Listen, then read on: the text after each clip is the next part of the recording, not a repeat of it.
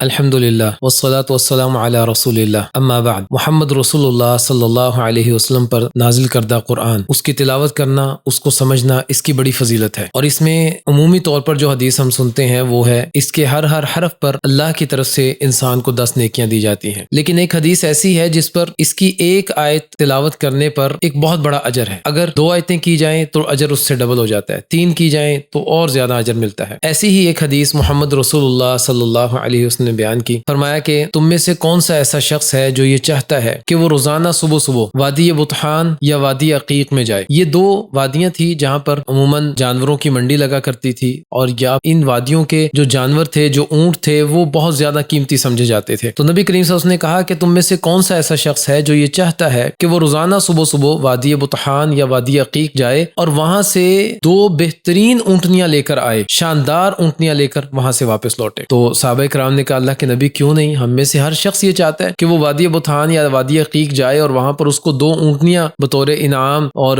کسی بھی قیمت کے بغیر اس کو دے دی جائیں، تو ہم تو یہ چاہتے ہیں۔ تو نبی کریم صلی اللہ علیہ وسلم نے کہا کہ پھر ہر وہ شخص جو فجر کی نماز ادا کرتا ہے اور اس کے بعد 2 آیات قرآن کریم کی تلاوت کرتا ہے، اس کو سمجھتا ہے، تو ایسے شخص کو اللہ تعالیٰ اتنا اجر دیتے ہیں کہ جیسے وادی بطحان یا وادی عقیق کی 2 اونٹنیاں اس کو دے دی گئی ہوں۔ اور پھر اللہ کے نبی نے کہا جو 3 آیات تلاوت کرے وہ 3 اونٹنیوں کے برابر، جو 4 کرے وہ 4 کے برابر، اور اس سے بڑھ کر جو جتنی آیات تلاوت کرے اسی قدر اس کا اجر بڑھا دیا جاتا ہے۔ تو ہم جانتے ہیں کہ قرآن کریم کے تلاوت ویسے ہی بہت زیادہ اجر کا باعث ہے، اور یہ متقی پرہیزگار لوگوں کے لیے ہدایت بھی ہے اللہ تعالیٰ کی طرف سے، اور اس کے احکامات کو سمجھنا ہم پر لازم اور ضروری بھی ہے۔ لیکن اس کے ساتھ ساتھ روزانہ کی بنیاد پر فجر کی نماز اور اس کے بعد چند آیات کا تلاوت کر لینا، اس پر اتنا بڑا اجر، تو ہمیں نبی کریم صلی اللہ علیہ وسلم کی اس حدیث کو ترک نہیں کرنا چاہیے، اس کو چھوڑنا نہیں چاہیے۔ فجر کی نماز ادا کریں، اس کے بعد آپ کم از کم 2 آیات، یہ 2 منٹ میں ہو جائے گا یا 3 منٹ میں ہو جائے گا، اور اس کے بدلے میں اتنی زیادہ فضیلت نبی کریم صلی اللہ علیہ وسلم کی طرف سے بیان کی جا رہی ہے۔ اور اگر اس دور کو ہم دیکھیں تو اس دور میں یہی سواریاں ہوتی تھی، اور اونٹ یہ سب سے بہترین سواری تھی۔ یعنی اگر اس دور کے ساتھ اس کا موازنہ کیا جائے تو اس دور میں سب سے بہترین سواری جو ہے وہ 2 سواریاں اس شخص کو دے دی جائیں جو